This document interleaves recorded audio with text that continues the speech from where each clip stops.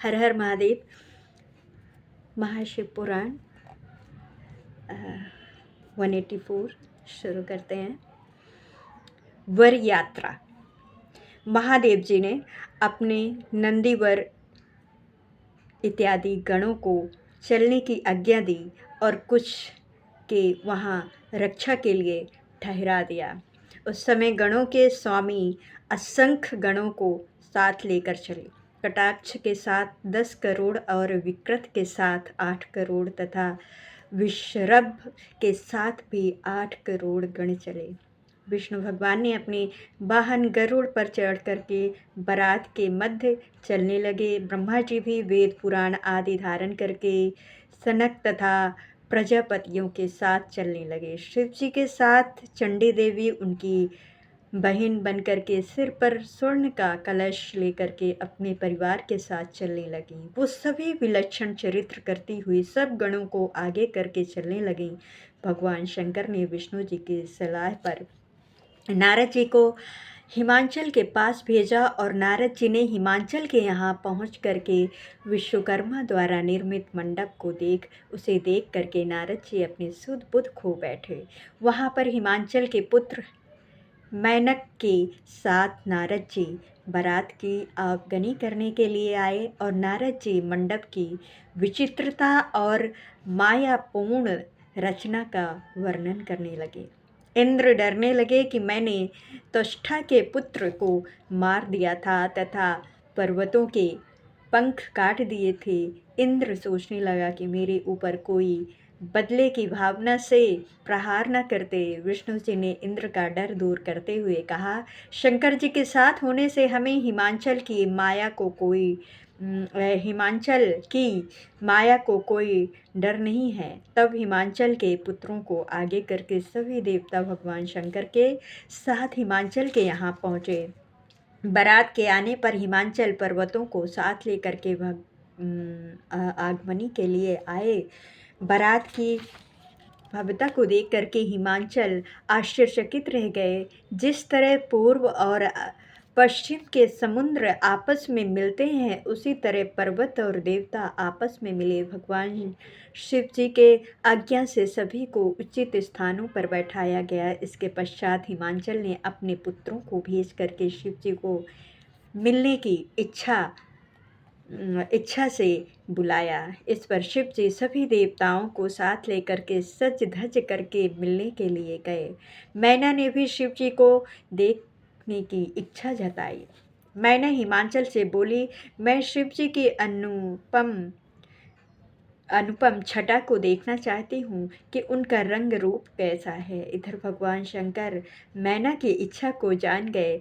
देवगणों से सुसज्जित बारात आगे चल रही थी। इसमें अप्सराएं आदि नृत्य कर रही थी। मैना ने विष्णु को देख करके नारद से पूछा, क्या यही शिव जी हैं? नारद जी ने पीछे आती हुई भूतों और गणों की टोली में भगवान शिव जी को मैना को दिखाया।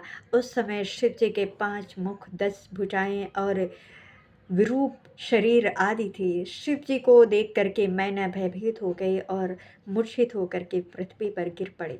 मैना को मूर्छित देख करके अनेक दासियां दौड़ करके आईं और अनेक उपचार करने लगीं।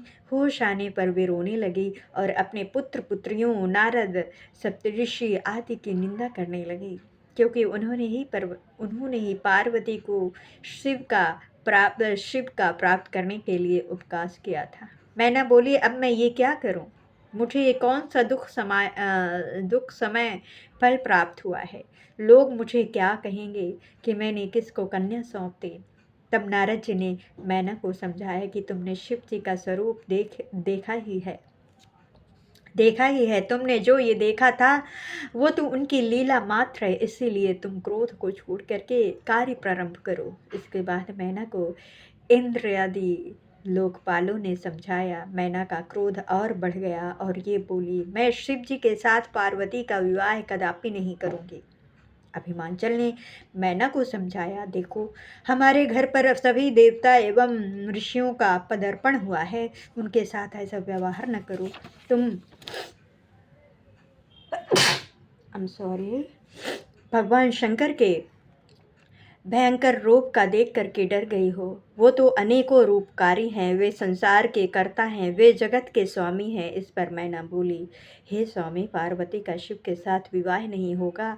मैं उसके गले में रस्सी बांध करके ऊंचे स्थान से नीचे गिरा दूंगी। मैं अपने प्राणों को त्याग दूंगी। अब विष्णु जी ने मैना को समझाया।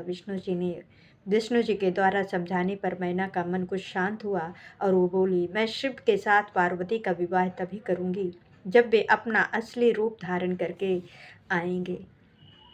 ब्रह्मा जी बोले, हे नारद, तब मैंने तुम्हें और विष्णु जी को शिव जी के पास भेजा। तुम दोनों के द्वारा भांति भांति से शिव जी की तुष्टि करने पर उन्होंने अपना अद्भुत और सुंदर रूप ग्रहण किया। इसके बाद नारद ने मैना से कहा, अब तुम भगवान शिव का असली रूप देख सकती हो।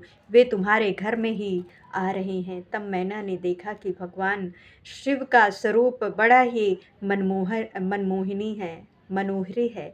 वे करोड़ों सूर्य के समान प्रकाशित हैं। उन्हें भड़कीले भड़कीले वस्त्र तथा रत्न जड़ित आभूषण पहन रखे हैं।